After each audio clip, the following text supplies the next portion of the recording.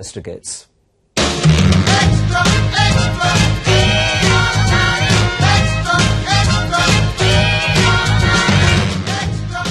Once upon a time, the newspaper was king of the media.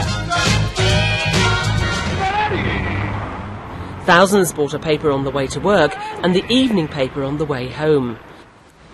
Of course, this being Northern Ireland, each community had to have its own newspaper, and when it came to advertising government jobs or public notices, by law, they had to appear in all three.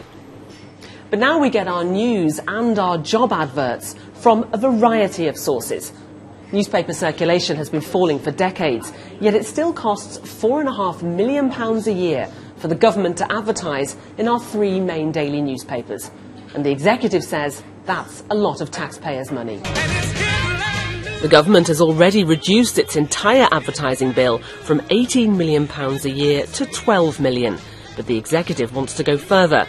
It plans to open up classified advertising to competition, to change the legislation so public notices could be advertised on the internet, and to introduce tighter controls on campaign advertising, like the road safety adverts on TV and radio. Not surprisingly, the newspaper editors aren't happy. It costs a reasonable amount of money, but I wouldn't say a huge amount of money. We've seen what the government are spending on consultants. We see what they spend in many other areas, and essentially what they're doing is purchasing a valuable service from the newspapers, which provide this very extensive platform for the government to get their message across.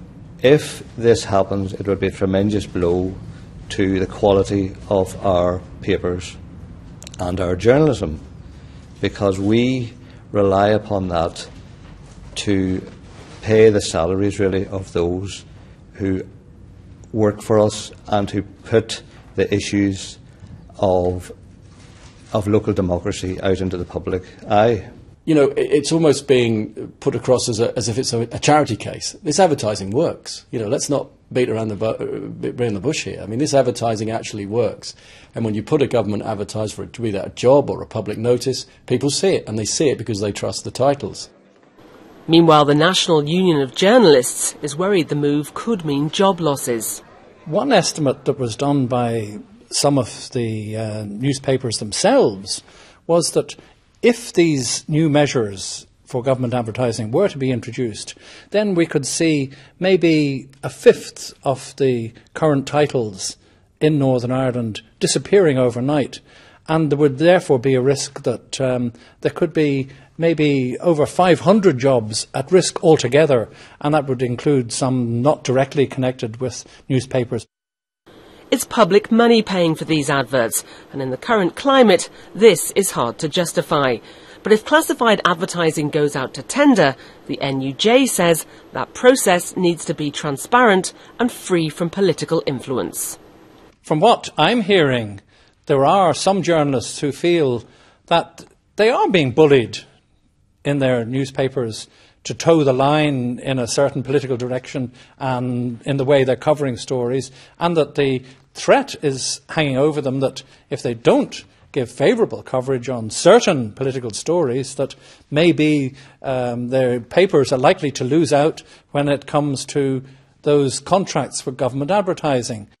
The executive denies any accusations of putting pressure on newspapers. From my own experience, I have had not direct involvement or direct pressure put upon myself, but in conversation with colleagues and with other journalists, some of those people certainly would believe that pressure has been applied and a big stick has been wielded in that way over this issue.